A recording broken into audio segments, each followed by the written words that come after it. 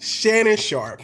Man, I don't think there'll ever be anybody like him again. But I want to say he did pave the way for some of us out here that are really goofy, that want to be dumb, want to be funny. Like, we want to tell weird stories and all these things, man. And I think he really paved the way for us to be able to do that. I think about this. The first time he came out there, wearing what was he wearing? He was wearing a skull cap. He was also having a little bit of Hennessy. He was having the gummies. And all that stuff is crazy if you come from that kind of culture. I personally don't. But it was still funny because he got to play some random character or some stereotype that worked out. I thought it was funny, like the unk at the cookout. I thought it was funny. And I think it paved the way for a lot of things for us now. But one of the most important things I also want to say, he did pave a way for branching out of just doing sports, right? You can do sports while also telling a bunch of different stories. He's on almost every night. He has shown us the work ethic of, even when the things didn't go his way and things he made mistakes on, he was able to still turn it into something booming and get past those bad things when he easily could have just been faded out after the whole undisputed thing and other things that have happened in his life. He was able to keep going. And I think that's so important that we're not perfect. We're all going to make mistakes. To have that kind of work ethic and to keep pushing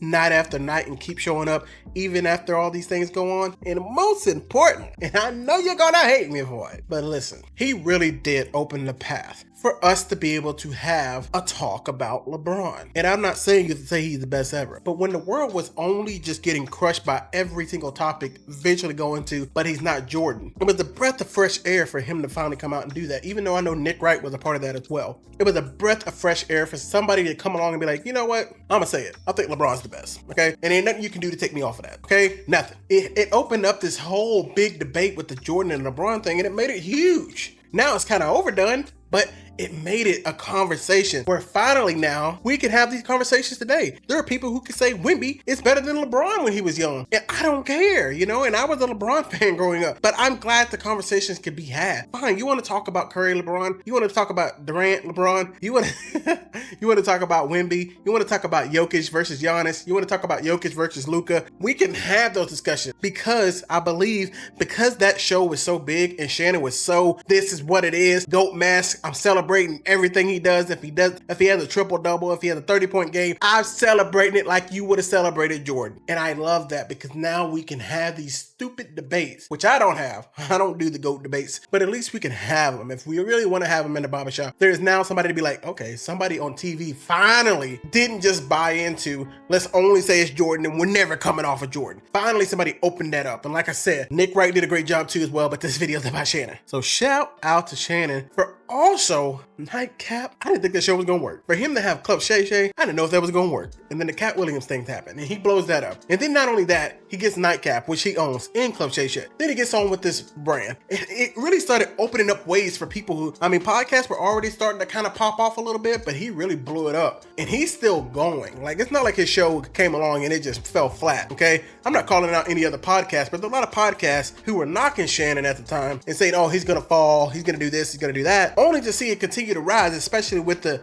iteration of ISO Joe Johnson, to bring in some more NBA talk. And I'm sure he's gonna bring in football players to have more football talk during the football time. And it really helps, man. It really allows us to have all these conversations, whether we agree or we disagree. We have all these different types of conversations. He talks about everything from the Oscars all the way to football, mainly sports, but you stay for the stories. And I think it's just really open a lane for people who want to go down that podcasting route. Now, it's going to be a grind. It's going to be a grind having to podcast and keep up with him. But you don't need to worry about keeping up with him. He just paved the way. There'll be somebody who comes along that can pass him, right? And now that he's really embraced the complete gray hairs and being a real unk or even getting into grandpa status, right? Once now that he's embraced that, people will listen to him. They'll laugh at some of his jokes and some of his crazy stories. I feel like it's opened up a path for older people to come in. Because now you got this man, and not saying that the old heads haven't been taken over or anything like that, but it has allowed us to say, hey, maybe we can keep going and have fun. We don't have to go straight from being a young guy to button-up suit, looking suave. We can go still be goofy, and still be funny and crazy, and still be in shape and be all these other things. I think it has allowed for that. It's fun to be like, okay, if he's doing it up until his 60s,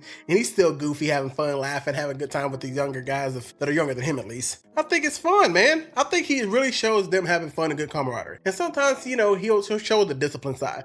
Like, hey, this is how important it is to be on time. Hey, you got to have some discipline. Hey, if you want to get here, you got to do these things, and it's going to be boring. So he does have good messages. You know what I mean? And so I just wanted to get on here and just say, man, shout out to him. Thank you for everything you're doing, man. You really inspired me, all of us, man, who want to maybe one day not just do this right here and just talk about sports, but talk about sports as it relates to other stuff, and be able to branch out and make it not into just a show, but make it into like a real legitimate, hey, we can get bought, contracted out, make this into a real business. And I think it's a beautiful thing, and I'd love to see it. So I just wanted to make this video just to shout him out. That was it. You know, I've been wanting to make this video for a little bit and just thought I'd make it. So that's it. Goodbye.